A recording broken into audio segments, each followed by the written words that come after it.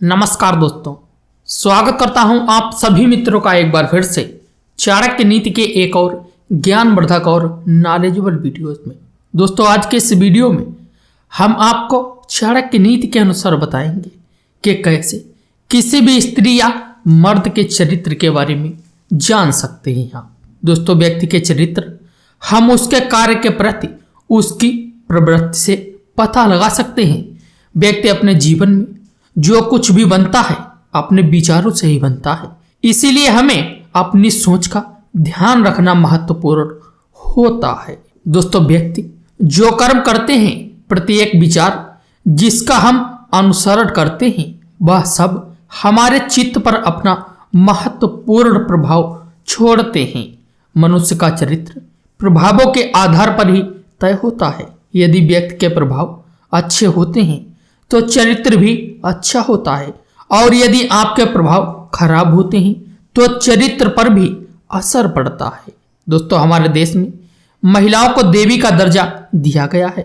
वैसे तो हम सभी जानते ही हैं कि प्रकृति ने स्त्री को कोमलता, सौम्यता और ममत्व के भाव कूट कूट कर भरे हैं, लेकिन कहा जाता है हाथों की पांचों उंगलियां एक जैसी नहीं होती, तो जरूरी नहीं है कि हर स्त्री का स्वभाव भी एक जैसा ही हो। दोस्तों, महिलाओं को जन्म से ही जिम्मेदारी सौंप दी जाती है कि चाहे जो भी हो जाए, लेकिन परिवार की इज्जत पर कभी भी किसी तरह की आंच नहीं आनी चाहिए। महिलाएं अपने परिवार की इज्जत बचाने का काम करती हैं, अपने और सामाजिक आचरण को पवित्र रखने का प्रयास करती हैं। लेकिन कुछ स्त्रियां ऐसी भी होती हैं जिनके द्वारा किए जाने वाले कर्म कुल के विनाश का कारण भी बनते हैं। इस तरह की महिलाओं को समाज की भाषा में कुलछड़ी कहा जाता है।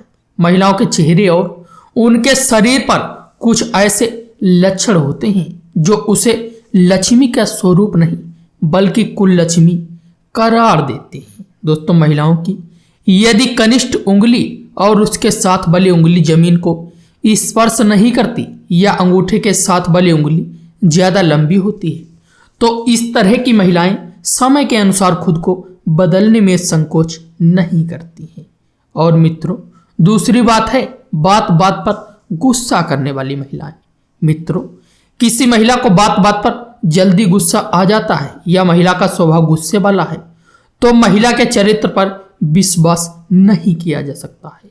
और मित्रों, तीसरा कारण है पैर के पीछे का हिस्सा। मित्रों, जिन महिलाओं के पैर के पीछे का हिस्सा अधिक मोटा या उठा हुआ होता है, या फिर पैर के उस भाग की नसें उभरी हुई नजर आती हैं, तो इस तरह की महिलाओं से दूरी बनाकर रखना बेहतर होता है।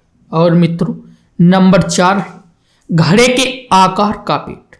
जिन महिलाओं का पेट घड़े के आकार का होता है, ऐसी महिला का पूरा जीवन गरीबी और दरिद्रता में ही व्यतीत होता है। किसी महिला का पेट लंबा और गड्ढेदार होता है तो वह महिला अशुभता की निशानी मानी जाती है। और मित्रों, 5वां कारण है महिला का कद। जिन महिलाओं का कद लंबा होता है और महिला के होठ के ऊपरी हिस्से पर ज्यादा बाल होते हैं, तो ऐसी महिला अपने पति के लिए काफी अशुभ मानी जाती है। और मित्रों, नंबर 6 है कानों में बाल। जिन महिलाओं के कानों में अत्यधिक बाल होते हैं, वह स्त्रियां घर में लड़ाई और झगड़े की वजह बनती हैं। और मित्रों, 7वां कारण है मोटे चौड़े दांत। जिन महिलाओं के दांत मोटे और चौड़े होते हैं, या फिर महिला के दांत मुंह से बाहर निकलते हुए दिखाई देते हैं, तो वह स्त्री उम्र भर दुखी और परेशान रहती है। महिलाओं के मसूड़ों का कालापन का होना भी दुर्भाग्य की निशानी माना जाता है। और मित्रों, 8वां कारण है हाथों की नसों में उभार। जिन स्त्रियों की हाथों की नसों में अधिक उभार नजर आता है या हथेलियां चपटी होती हैं, तो ऐसी महिला को कभी भी सुख और धन नसीब नहीं होता है। तो मित्रों, हमारा आज का ज्ञानवर्धक और नॉलेजेबल वीडियोस बस यहीं तक।